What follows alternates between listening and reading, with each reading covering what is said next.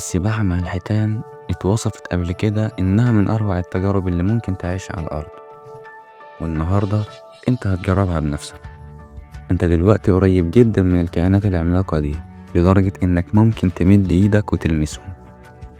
هتحس إنك عمرك ما كنت قريب من الطبيعة بالشكل ده، لكن فجأة كل حاجة بتسود، جسمك بيتقلب بعنف. أنت دلوقتي جوه بق الحوت، بتحاول تطلع بأي طريقة، بس يا ترى ايه فرصتك قدام حيوان وزنه 15 طن؟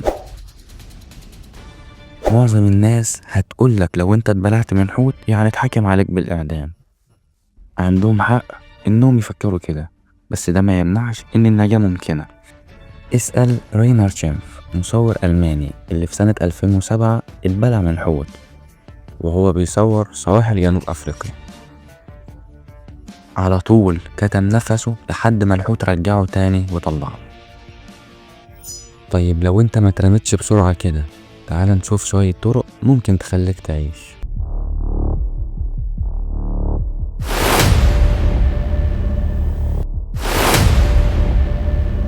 مبدئيا في نوع واحد بس من الحيتان ممكن فعليا يبلع إنسان كامل. الناس هتفتكر إنه الحوت الأزرق. الحوت الأزرق فعلا عنده بق ضخم يقدر يشيل مئات الأشخاص جواه، وبيفتح بقه وهو ماشي في البحر، لكن جوه بقه في صفايح اسمها بالين تمنع أي إنسان من إنه يتبلع. ولو حتى عديت منهم، المريء عند الحوت الأزرق عرضه 25 سنتي بس، يعني أضيق من إنه يعدي بني آدم. الحيتان الوحيدة اللي ممكن تبلعنا من غير مجهود هي حيتان العنبر، فخلينا نشوف إزاي ممكن نتجنب نبقى عشاهم.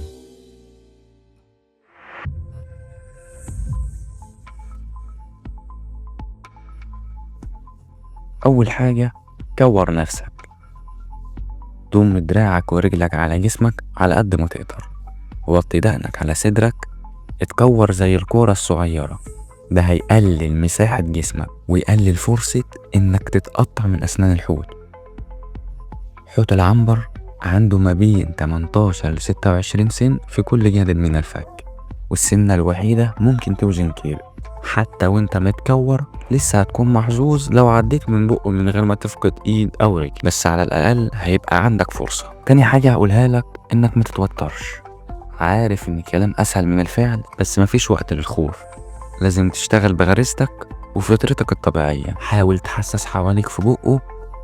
انا عارف انه هيكون ضلمة جدا، بس لو لقيت حاجة تمسك فيها ممكن تمنع نفسك من انك تنزل في المعدة. المريء جوه الحوت مغطى بمخاط، فالموضوع هيكون صعب جدا تمسك فيه. تالت حاجة، بدلة الحماية. ممكن الناس تفتكرك موسوس لو نزلت تسبح مع الحيتان ببدلة غريبة، بس الحقيقة إنها ممكن تنقذك. هتحتاج بدلة تقاوم حمض الهيدروكلوريك الموجود في المعدة، زي بدلة نيوبرين اللي في شواهد إنها ممكن تتحمل البيئة دي. هتحتاج معاها كمان أنبوبة تنفس وخزان أكسجين، لأنك مش هتلاقي هوا للتنفس جوه. رابع حاجة، هتستنى لحد ما الحوت يرجعك. الطريقة دي نجحت مع راينر تشيمف، ليه ما تنجحش معاك؟ هو كان محظوظ انه اترمى قبل ما يتبلع، لكن في حالتك هتبقى اصعب وكمان اقرف. الكويس ان حوت العنبر بيتقيأ كل شوية، فلو عشت كفاية ممكن يطلعك معاه، بس ما تفرحش قوي كده، لان نجاتك هتعتمد على المكان اللي هيرجعك فيه. الحوت ممكن يغوص 100 متر تحت المية، بينما جسم الانسان بالكاد يقدر يغوص 20 متر من غير معدات. يعني لو رجعك في العمق فرصك أقل، وساعتها تفضل جواه أأمن. خامس حاجة، إنك تتجنب حيتان العنبر. المنطق بيقول لو عايز تتجنب إنك تتبلع من حوت، ابعد عن النوع الوحيد اللي ممكن يبلعك. خد الحوت الأحدب كمثال.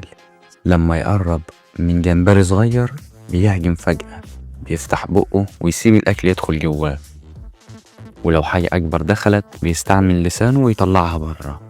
الخلاصة زي ما عرفت دلوقتي، النجاة من إنك تتبلع من حوت ممكنة نظريا، لكن نادرة جدا.